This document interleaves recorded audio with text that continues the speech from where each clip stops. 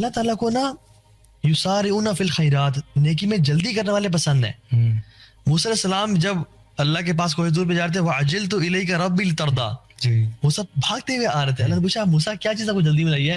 وَعَجِلْتُ إِلَيْكَ رَبِّ لِتَرْضَىٰ، تاکہ آپ راضی ہو جائیں رب اس لیے میں جلدی میں آیا ہوں. لیکن نماز کی جو فلسفی ہے نا، بھاگ کے مت آنا، سکون سے آنا، تاکہ جو تمہارا سانس ہے وہ نماز میں نہ چڑھا ہو. جب تمہاری سے پرائیویٹ میٹنگ سیٹ ہو نا، کیونکہ ایک امیزنگ حدیث میں آتا ہے، شیخ اس کو نا آئی کین ناٹ فیتھم دس حدیث، اور وہ اس میں آتا ہے کہ اللہ سبحانہ و تعالیٰ places his blessed face in front of the face of نمازی، اور اس کو ایک اسپیشل، ویسے تو فوکسڈ ہیں، اٹینشن دے رہے ہیں، ایک اسپیشل مقام اور فوکس دیتے ہیں، حتیٰ کہ جب تک وہ ڈسٹریکٹڈ نہیں رہتا. اور امیجن، مطلب سبحان اللہ، ایک والد صاحب ہیں میرے اور آپ کے، ٹھیک ہے، میرے والد صاحب کہتے ہیں کہ طاہا یار 2-3 امپورٹنٹ باتیں کر رہا ہوں، یہ اپنے وہ ڈیتھ بیڈ پہ ہیں، اللہ تعالیٰ ہم سب کو شفا دے اور عافیت ساتھ رکھے، کہ تم نے سننی ہے، میری زندگی میں یاد رکھنی ہے، یہ میرے آخری کلمات ہیں. اور وہ جو باتیں کریں اور میں کہوں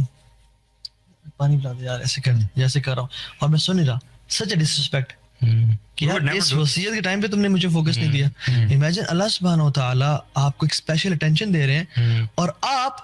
since he doesn't look at your face اور باڈی ولیکن اللہ ینظر الی قلوبکم، اور آپ کا دل کبھی وہاں دیکھ رہے، کبھی وہاں دیکھ رہے، کبھی بزنس میں. اصل میں یہ چاہتا ہوں کہ دیکھیں، اگر یہ سوچیں آپ تھوڑا سا کہ اگر اللہ تعالیٰ ہمیں یہ کہیں کہ دیکھو تم اپنی زندگی کی نا سب سے بیسٹ نماز لے کے آؤ، اپنی زندگی کی سب سے وہ نماز لے کے آؤ خشوع خضوع والی، تو میں تمہاری ساری نمازیں ویسی کر دوں گا. اگر اللہ تعالیٰ ہمیں یہ آفر دے دے تو کتنے لوگ یہ کہہ سکتے ہیں کہ میری وہ جو بیسٹ نماز تھی نا وہ بھی اس قابل تھی کہ اللہ تعالیٰ کو پریزنٹ کی جا سکتی ہے. یعنی میری جو بیسٹ نماز، زندگی کی جو میں نے کوئی بیسٹ نماز پڑھی ہے، وہ بھی اس قابل تھی کہ وہ اللہ کے بارگاہ میں پیش کی جا سکے. یعنی ہمارا، میں تو کہہ رہا ہوں کہ باقی تو چھوڑو ساری چیزیں. دوسری چیز میں آپ کو بتاؤں کہ اگر آپ انسٹنٹ خشوع چاہتے ہیں نا نماز کے اندر، تو میں کبھی کبھار سوچتا ہوں کہ یار آپ یہ سوچو کہ کس نماز میں آپ کی زندگی میں نا آپ نے بہت دل سے پڑھی ہے. وہ اکثر وہ نماز ہوگی جب آپ کو کوئی سخت حاجت تھی، یعنی اسپیشلی جب ایگزامس کا ٹائم آتا ہے. آپ کو یاد ہوگا ایگزام میں جب ہمیں پتا تھا کہ فیل ہونے لگے ہیں، تو پھر جہاں نماز بچھاتے تھے اور اللہ تعالیٰ سے وہ گڑ گڑا کے دعا کرتے تھے اللہ پاس کر دے، اللہ پاس کر دے. یا جب دکھی تھے، کسی بھی کوئی ٹریجڈی ہو گئی، دل ٹوٹ گیا ہو وغیرہ، پیار میں ناکامی ہوئی ہو، تو انسان اس ٹائم پہ جس طرح سے اللہ کو پکارتا ہے نا، وہ ایک مختلف پکار ہوتی ہے جو آپ کی روٹین میں نہیں آتی. اب اس کے پیچھے اگر آپ انالیسس کریں تو ایک وجہ جو میں نے سمجھی ہے وہ یہ ہے کہ جب آپ کو اللہ تعالیٰ سے کچھ چاہیے ہوتا ہے نا شدت سے،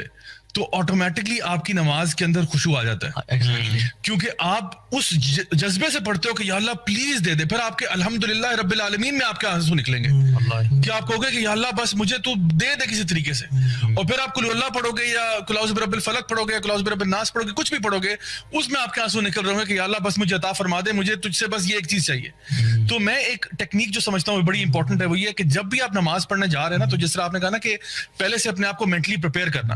ایک تو یہ پریپیئر کرنا کہ میں اللہ سے ملنے جا رہا ہوں. مطلب ویسے آپ کسی بندے کو ملنے جاتے ہیں، کسی دنیاوی بندے کو، ویسے کسی فار ایگزامپل آپ کسی بھی ہیڈ کو ملنے جا رہے ہیں، ڈپارٹمنٹ کا ہیڈ ہے، کوئی ایسی چیز ہے، تو آپ پورا تیار شیار ہو کے سوٹڈ بوٹڈ ہو کے جاتے ہیں بڑے تمیز کے ساتھ، کسی بڑی پرسنالٹی کو ملنے جا رہا ہوں. تو یہ نعوذ باللہ اللہ ہی رہ گیا پیچھے جس کے لیے آپ اتنے کیئرلیس ہو کے جا رہے ہیں، پہلی بات. دوسری بات یہ کہ جب آپ کو پتا ہے نا کہ میں نے کچھ اللہ تعالیٰ کے اللہ سے کچھ مانگنا ہے، تو اپنے پاس، یعنی دعا ہو العبادہ، دعا جو ہے وہ عبادت ہے، تو پہلے سے آپ سوچیں کہ میں نے اللہ تعالیٰ سے نا اس نماز میں یہ چیز مانگنی ہے آج،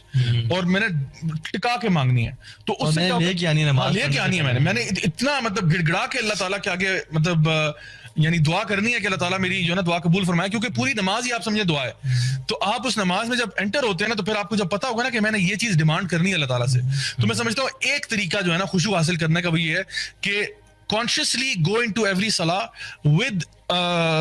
کائنڈ آف اے ویژن اور اے ویو کہ میں نے یہ اللہ تعالیٰ سے اس دفعہ ڈیمانڈ کرنا ہے. ابھی لوگ تو نماز میں دعا کرنا اس کو مکروہ سمجھتے ہیں یا حرام سمجھتے ہیں. یار سبحان ربی الاعلیٰ سے ہم نے کوئی آگے چیز پڑھ لی تو میری نماز ہوئی ہے، اور 3 دفعہ سے اوپر نہیں پڑھنا، اوپر نہیں پڑھنا، 4 دفعہ ہو گئی استغفر اللہ. اب کیا کریں گے؟ اب کیا اصل میں وہ ٹریڈیشنل نماز ہماری چلی آ رہی ہے نا، ہم نے زیادہ میں سمجھتا ہوں کلچرل ایک وہ ہمارے ساتھ چیز جڑی ہوئی ہے، جو بہت سارے لوگ ایسے نماز پڑھتے ہیں. اصل میں وہ بات ہے نا کہ اگر ایک بندے نے بچپن سے لے کے آج تک قل اللہ احد پڑھا ہے نا، تو وہ آج تک قل اللہ احد پڑھ رہا ہے، وہ شاید کوئی اور صورت کو پڑھنے میں گناہ سمجھے گا، یا ایٹ لیسٹ سمجھے گا کہ یہ طریقہ غلط ہے نماز کا. دیکھیں قائم علمی جو ہے نا، ہم سے میں خود ہی سمجھتا تھا پہلے جب دن میں نہیں تھا نا، سبحان ربی العظیم کے علاوہ تو کچھ پڑھنا نہیں ہے، جائز ہی نہیں ہے. اور اگر 3 اگر فرض میں ہے 5 times یا 7 times ہے, جب مجھے زیادہ علم آیا نا, تو اگر 4 times پڑھ لی میں نے اور امام نے بولے سب ملا, اوے یار اب میں نے 5 دفعہ پڑھی نہیں اور یہ آڈ ہوا نہیں, بیچ میں رہ گیا, تو میں بیچ میں کیا کروں گا میں. حالانکہ سبحان اصل میں اللہ یہ بات ہے نا کہ لوگ ہمیں, بیکاز جب انسان کے پاس علم کم ہوتا ہے نا, تو پھر وہ نا بیچارہ ایک ہی روٹین میں آ جاتا ہے. دیکھو ویسے میں آپ کو ایک چیز بتاتا ہوں, کوئی بھی چیز آپ لے لیں, کوئی بھی چیز, یہ عبادت کے ساتھ ہوتا ہے, مطلب کوئی بھی آپ ایکٹ لے لیں دنیا کا, after while when you do it نا, آپ اس کے عادی ہو جاتے ہیں. ٹھیک ہے, آپ گاڑی چلاتے ہیں نا, کچھ عرصے کے بعد آپ عادی ہوتے ہیں. جب آپ نے شروع میں گاڑی چلائی تھی نا, یہاں ہمارے کیس میں بائک چلایا تھا, ٹھیک ہے, تو شروع میں جب آپ بائک چلاتے ہیں نا تو آپ بڑے کانشیس ہوتے ہیں, یہاں کہیں ادھر نہ ہو جائے, کوئی ادھر نہ ہو جائے, کوئی گر نہ جائے, کوئی فلان ہو جائے. After while it becomes part of your body, it becomes part of your system, آپ کی عادت ہو جاتی ہے. کون سی کرو پہ کتنا بینڈ کرنا ہے, کس سپیڈ پہ جانا ہے, آپ سوچ ہی نہیں رہے ہوتے, آپ کی سوچ کہیں اور ہوتی ہے, آپ بائک خود ہی چل رہا ہوتا ہے, گاڑی بھی آپ خود بخود چل رہی ہے, آپ کچھ اور سوچ رہے ہیں. وہ تو ایک تمہارے سب کانشیس مائنڈ میں ہے نا. کل جب میں نے خرم بھائی کے والد صاحب کو کی ڈیڈ باڈی کو اللہ تعالیٰ ان کی بخشش فرمائے, درجات بلند فرمائے, ہاتھ لگایا نا, میرا جسم کانپ گیا کہ یہ ڈیڈ انسان ہے اور یہ ڈیڈ باڈی ہے. اور میں نے کافی عرصے بعد کسی ڈیڈ باڈی کو ہاتھ لگایا اور اپنے سامنے دیکھا. لیکن جو قبرستان میں جو قبر کھودنے والے اور وہ لوگ تھے نا, ان کے لیے کچھ بھی نہیں تھا. اچھا بیزار لوگ تھے وہ, پھر ان کا ایٹیٹیوڈ کیا کہ وہ نا, مطلب ہمیں نا, میں آپ کو ان کی وہ نہیں ایکسپوز کرنا چاہ رہا وہ کیا کیا ڈیمانڈ کر رہے تھے, لیکن جو قبرستان والے لوگ تھے جو قبر کھدوانے کے لیے ٹائم پہ, سبحان اللہ, اور ان کی ایکٹیویٹیز اور سب کچھ دیکھے, they were desensitized کہ یار مردے کو آپ قبر پہ روزانہ اتارتے ہو,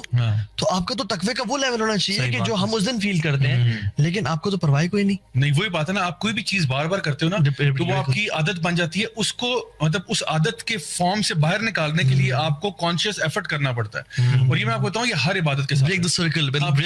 وہ ایک سائیکل آپ نے توڑنی ہے اور آپ نے اس میں کچھ نیا لے کے آنا ہے, آپ نے کچھ نئی چیز لانی ہے. یا ادراک ہونا بھی ضروری ہے, علم ہونا, اس کو should be backed by some علم, نا جس کو آپ ریوائز کرتے ہو بار بار. لیکن جس طرح آپ اگر نماز کی بات کریں نا, اگر آپ اپنے آپ کو یہ مشن دیتے ہیں کہ یار میں نے نا ہر ہفتے نماز کے اندر کچھ نئی صورتیں لے کے آنی ہیں, میں وہ صورتیں نہیں پڑھوں گا جو میں بچپن سے پڑھتا آ رہا ہوں, چاہے وہ قل هو اللہ احد ہو, قل اعوذ برب الفلق ہو, ناس ہو, کچھ بھی ہو, یار میں نے کوئی نئی صورت پڑھنی ہے, بیکاز میں اپنی نماز کو نا خوبصورت بنانا چاہتا ہوں. میں نے کچھ نئی دعائیں سیکھنی ہے, یعنی جو کہ